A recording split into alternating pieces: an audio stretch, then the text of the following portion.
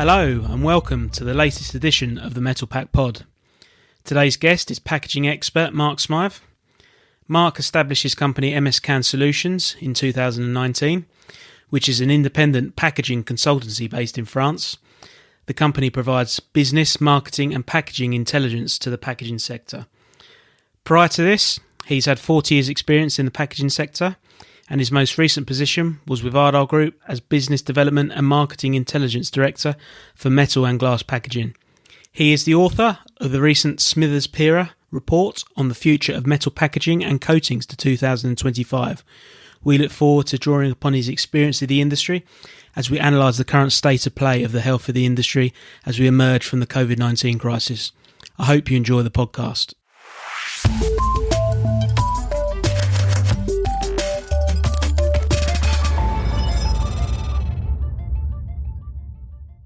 Hi Mark, thanks for joining me. As customary on the Metal Pack Pod, we've got a few quick-fire questions for you to answer. So without further ado, your favourite metal packaging product ever? Okay, well, for me, it's got to be the Draw Wall and Irons, DWI, we call it, food can. Here at home, we always have Marks & Spencer soup cans available. Great value, long shelf life, great taste, recyclable over and over, and cuts down on the shopping frequency, which is important today. With DWI cans, I learned a long time ago the quality advantages of the food processor. One less seam, better quality container, value for the can maker, coil to can in under 15 minutes, better economics, and of course there is an investment to be managed, but cans have been around for over 200 years, so demand has always been there. I remember the three-piece beverage can in Europe and the US in the 70s, which was largely three-piece. And today that's now all just about DWI. So it's a great package. And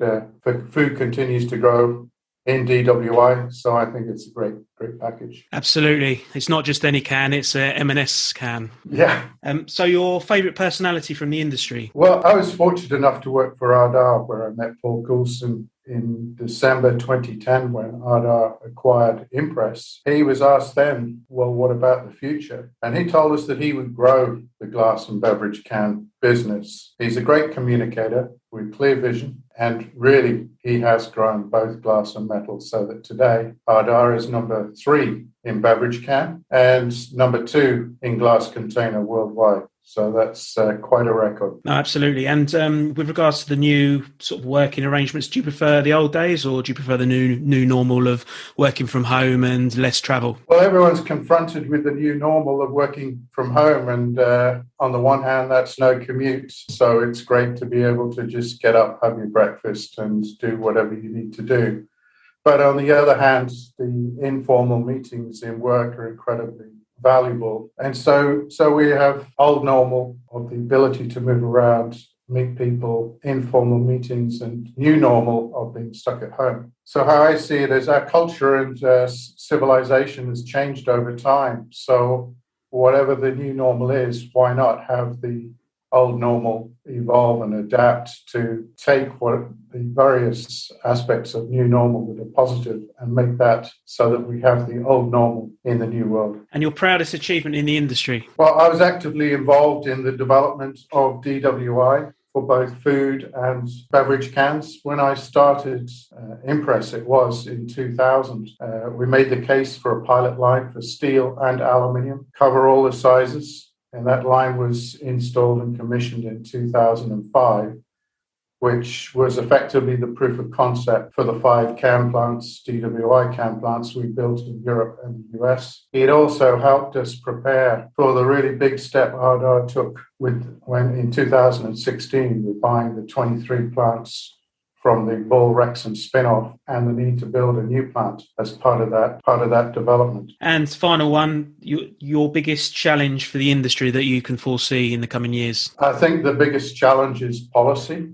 And for me, policy has 2 legs to it. One is sustainability, where metal has excellent credentials. And like all packaging is faced with policy on waste. And the second is sustainability. The second leg is it concerns tariffs, which is encouraging free trade, where currently metal packaging is affected by several tariff policies around the world, including the US. So what do you think needs to be done then with regards to food waste? I know when I've been speaking to the likes of Robert Fell, CEO of the MPMA in the UK, and likewise, he said that food waste was certainly top of the list on the agenda. What can be done from a metal packaging point of view to ensure that the policy is driven with the notion that metal packaging is the most important container to help tackle that? Well, that's encouraging investment. So there are initiatives in the developed world, particularly to encourage food processing and development of canning in places like Brazil, India, Africa, where today produce is grown,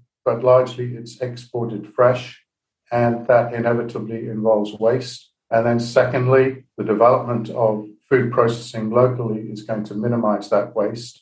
Canning, in fact, is incredibly efficient. If you speak to a farmer growing crops in Europe or the US for food and ask them whether they would rather supply for canning or fresh produce, the answer is canning. And it's quite simple. The crop is canned within 24 hours for canning, whereas with fresh produce, it's there, it's packed, it's held in fresh produce until the consumer buys, which could be one day or a month after picking, which results in significant food waste. And then we don't get into all the sizing and classing.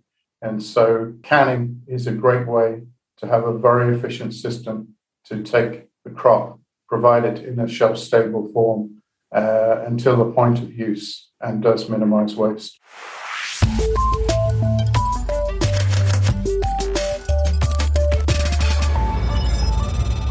So, Mark, can makers I've spoken to recently have said that the industry is booming, but we can't mention that fact due to sensitivities due to COVID-19. Do you think the figures back up the assumptions made by can makers? I don't see there's any problem in providing an outline of where we've come from and where we might go.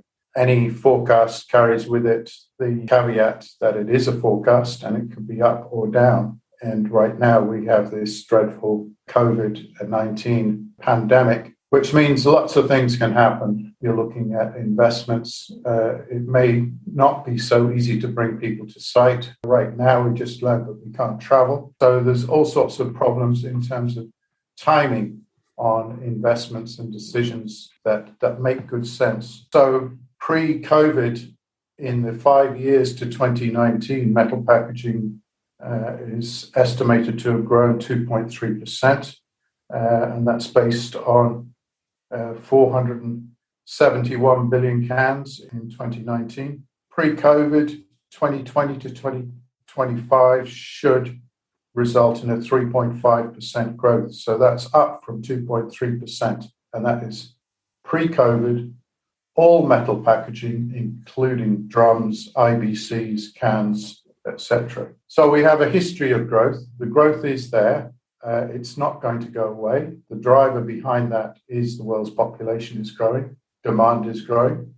In the developing world, we have reduction in poverty, so we have more consumers, and inevitably that means a greater demand for packaging. Would you say that when you mentioned there about the reduction in poverty across the world is a bigger driver than sustainability issues? Because do you think the industry as a whole, we overplay the fact that consumers are more environmentally and sustainably minded? We seem to, when I've been at sort of discussion forums, can shows across the world, we seem to play on that fact. But do you think that's slightly overrated? And do you think it is really the reduction in poverty across the world that is a bigger driver for this growth pre-COVID? I'm not saying it's a bigger driver. I'm saying it is a consideration. So if you look at places like Brazil or India, there is a huge change in the number of consumers.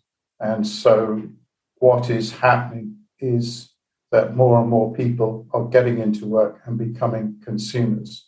So the timing of that, maybe 5 years, maybe 10 years, we don't know, but it is there. There's no doubt about it. When you go to these countries, you see that for yourself. So it's difficult to put an actual number on it, but it is a factor.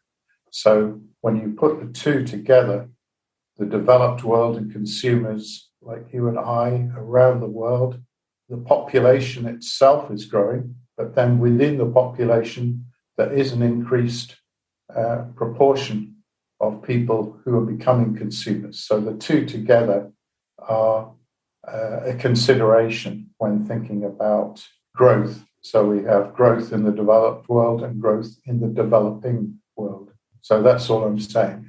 And it has increased. So the thinking behind the forecast was taking that into account. And we can see that through gross domestic product and forecasts from the IMF. So we can see that there is a tendency for packaging demand to increase. And that applies to metal packaging as well as other forms of packaging. Absolutely. To provide a little bit of context, can you just give us and our listeners an overview of during the COVID period? So with regards to food cans in particular, during pre-recording, we were chatting about the fact that food cans have seen a surprising growth, way more than expected. Can you just provide a bit of context and perhaps a few numbers behind that? Okay, so within the forecast, original forecast, pre-COVID, we had, if you will, a straight line, which is taking account of the underlying growth for packaging. Then when we looked at previous crises, we saw that food cans pick up in a crisis. So in the financial crisis,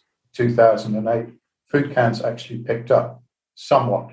So when we looked at COVID, the view was that beverage can would be flat because bars, restaurants, etc., were going to close or would close.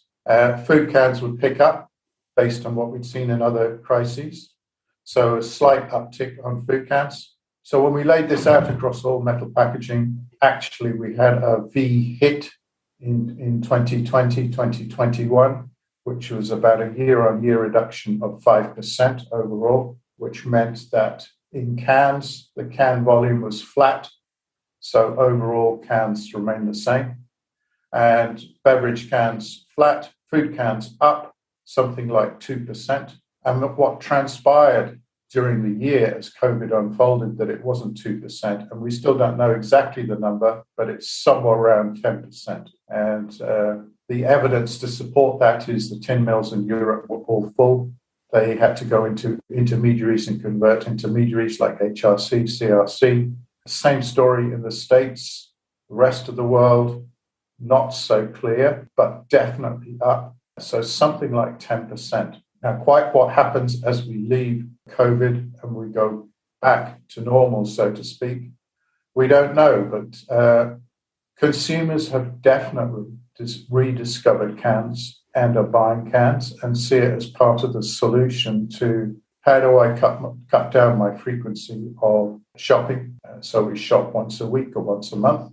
Food cans undoubtedly are part of that. Yeah. And so we see the uptick.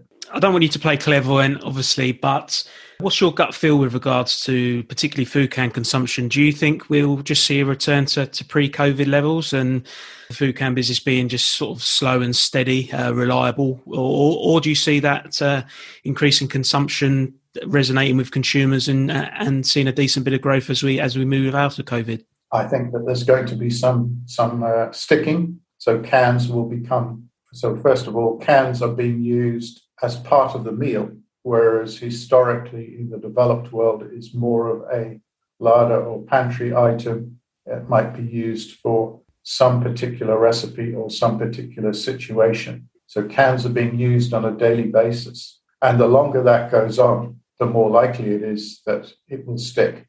So my view is that it will not go back to just more, let's say, fresh produce, but cans will be part of the regular daily meal to some degree.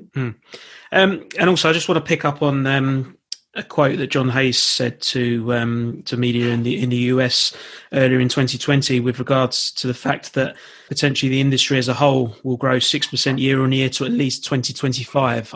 Is that accurate, would you say, with the research that you've conducted with Smithers Pira, for instance? Well, before we get into Smithers Pira, first the reference there is beverage cans, not all cans. Beverage cans are different. Investment for D&I is very significant. And so where investments are planned ahead of time, investments are of a scale such that filling capacity needs to be taken into account, which we tend not to get reported, but is there if you look for it. So when there's investments made, it's not just can making, it's also filling, and that is separate.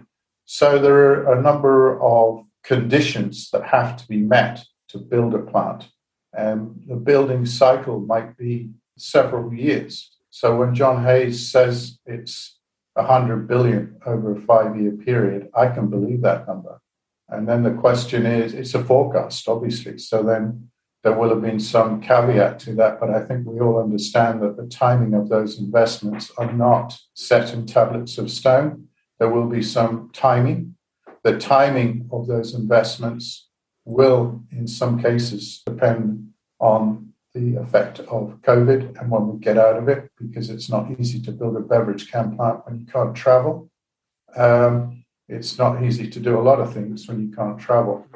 But fundamentally, what we've seen is that beverage cans have grown and were not flat during this COVID period, and grown significantly, something like 6-7 billion cans.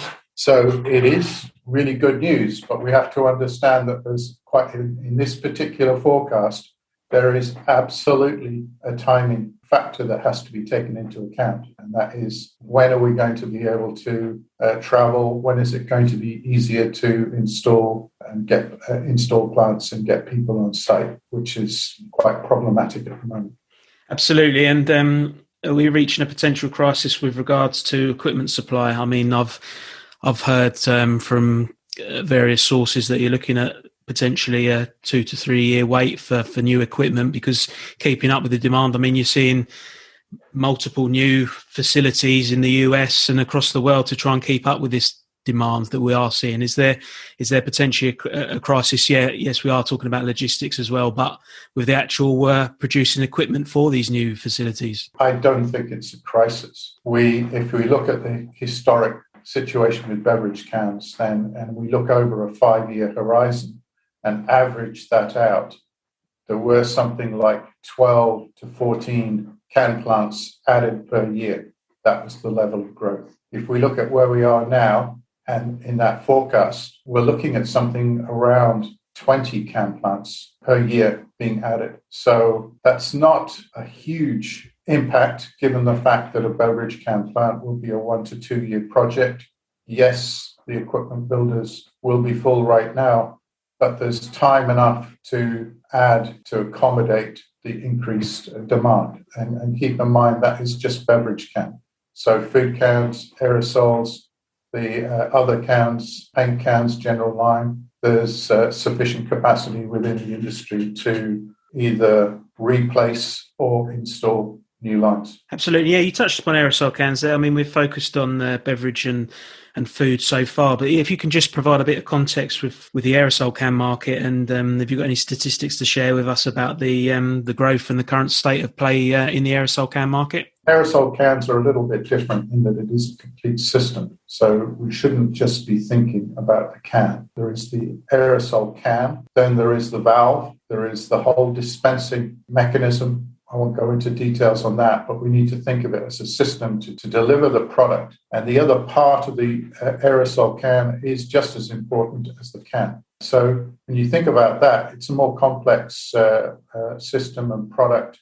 It has a much, much higher value in the consumer market. So we're not talking about products that are sold at $1 or under $1 a can.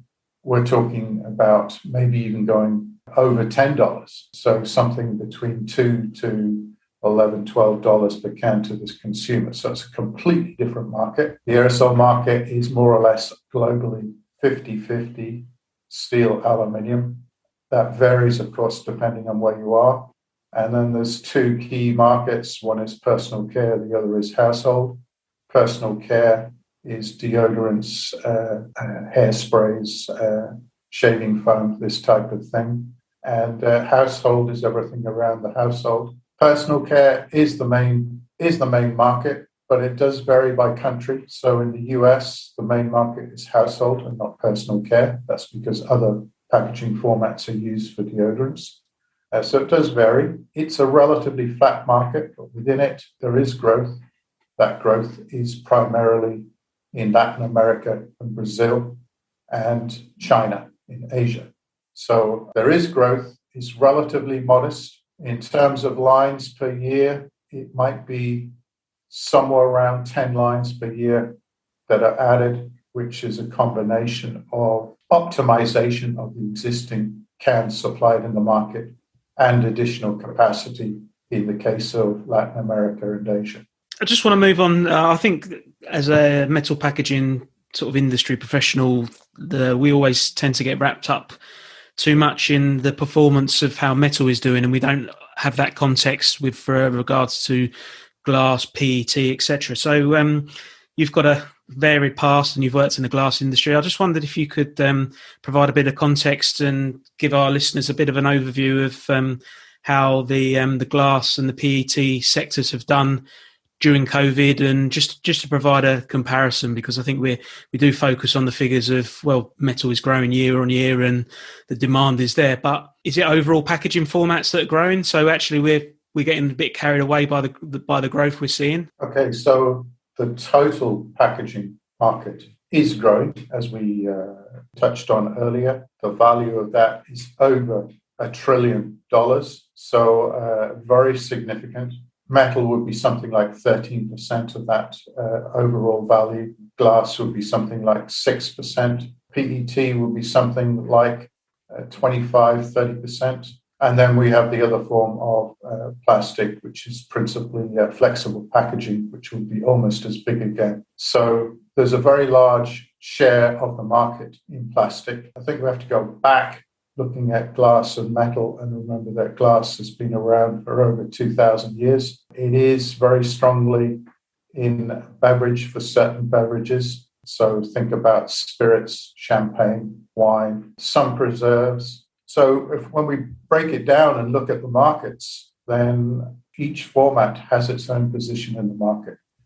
Metal packaging for beverage is strong and has a place in beer, soft drinks, increasingly energy drinks, ready-to-drink tea, coffee, etc. But it has a share of those markets. And depending on where you are in the world, it can be very high or it can be maybe 20-30%. It just depends where you are in the world and what the consumer is buying. And then food can, people are always talking about alternative packaging. But when you break it down, you'll find that, for instance, seafood is over 90% can. You will find that canned preserved vegetables and fruit is quite strongly can. So that could be 40-50% can. And then in other areas such as pet food, it could be quite low, depending on how you define it, because, of course, we have dry pet food. And so then can might only be 10-20%. But it has a relatively significant share. So that's its place in the market. The can is acting as a shield to the product. So there is no permeation. There is no permeation in or permeation out. So what tends to happen with plastic, for instance, is oxygen gets into the product and water comes out. This has quite a strong limiting effect on the service life of the container, so that PET soft drink service life is something like 6 months and not 1 year. A can will be 1 or 2 years, typically 1 year. Food cans can be 2 to 5 years. Plastic will never have that performance. So the can is absolutely acting as a shield. It doesn't let any light in. It doesn't let any oxygen in. It doesn't let any water out. Depending on the product, and these are really fantastic features in terms of providing a service life of the product. So horses for courses, and metal's a pretty good horse. That's good to hear. I mean, you talk about longevity in cans there. Do you think that's a factor that perhaps we don't promote enough, and particularly with COVID? I mean, it seems like a pretty good USP in that, yeah, the sustainability message that we keep banging the drum about, that the longevity of the product is something that we need to push a little bit more. The flip side to that is that the marketeer's dream is to have something that's new and fresh, and that captures the consumer's imagination. And so that has driven fresh produce. I mean, who would have thought you would go to the shop and buy your lettuce ready prepared in a sachet? 20 years ago, that wasn't there. Everybody buys that now. Who would have thought that you buy all your fish on the fresh counter. Years ago, it would be dried or canned to a far greater degree. So this is part of it is in the mindset of the consumer. There is nothing wrong with the quality of canned food. There are restaurants in France where not only do you have canned sardines, but they bring the can to the table to show you, to prove that it really is this particular sardine. So it is a great product, but the marketeer has convinced people to go to other formats in the fresh and chilled aisle. No, that is interesting. I mean, just want to move things on a little bit with the conversation, and something that I get asked fairly frequently is where the likes of yourself, where do you find statistics, and where do you do your research? Because often because it's a very complex industry at times. I mean, is there any sort of hidden gems of decent news resources, or to get context about comparing metal with other packaging formats or trends? I mean, if you could provide a brief overview of the tools that you use to come up with your market research, that'd be fantastic. Yeah, well, obviously that's something that I'm doing. But there are some things I've picked up over time, which I'm quite happy to share. And the first is you look at what people read, file it or make a note, and keep a record of that. So that's a very simple tool. So when people build a can plant, make a note of when it's going to be commissioned and where and who and what. And over time, you can pick up some numbers. So that's the very first thing, is to record what's happening that's readily accessible. Now we have a wonderful new world of internet, digital age. So going back a long time at Ardagh, we built a news plaza. So we selected our topics and just filed everything. I've been involved in doing that since 2000. So that goes back to the early days of email, etc. So I have records, just simply the news, but the news that's tailored to your specific interests, which would be food cans, beverage cans, aerosol cans, etc. So that's one place. Then always asking what people are reading. When you go to new countries, new places, I spent some time in Australia and discovered the Australian, fantastic financial newspaper that does give coverage of packaging from time to time. China Today is also a good paper. It's in English, of course, in Asia, where from time to time you get articles on the local market. Very well researched, very good information. So then coming to the statistics are getting better. So that's Eurostat, US Department of Commerce, United Nations Trade Database. And here we're looking at tariff codes, because around the world, one thing you can be sure of is when you cross the border and there's an import duty or sales tax, they're going to need to know the value of the goods. So the value will be right. The weight may be wrong, but it does give you an indication. And over time, that has got better because taxes have become more important. And then with the US and Brazil and India working with tariffs, it's become more important to get that right. So the information is much stronger now as regards imports and exports. And around that, you can pull together a picture. And the people who are experts at that are Smithers. It was a pleasure to work with them on their publication, The Future of Metal Packaging and Coatings to 2025, which is peer-reviewed and uses a lot of trade data to arrive at the valuations given. So this isn't just picking things out of the air. It's, I would say, the most credible publication we have in our industry today. No, absolutely, and it's a resource that I've used in the past, and that it comes highly recommended. So, our listeners would be advised to visit smithers.com to find out more about the report. And I'll just have to say it's been a fascinating discussion today, Mark, and really appreciate it and look forward to speaking to you soon. Take care. Okay.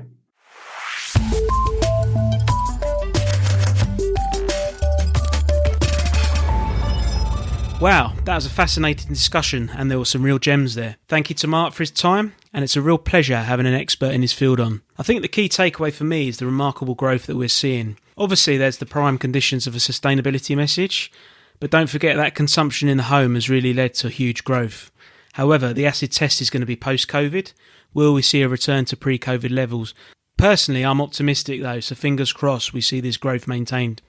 However, with some suppliers needing a 2-year turnaround on equipment, the logistical efforts involved too, it's not going to be plain sailing in the next few years though, that's for sure. Please do like the podcast and give us a rating. We'll be back soon with our next episode, so you take care now. Thank you very much.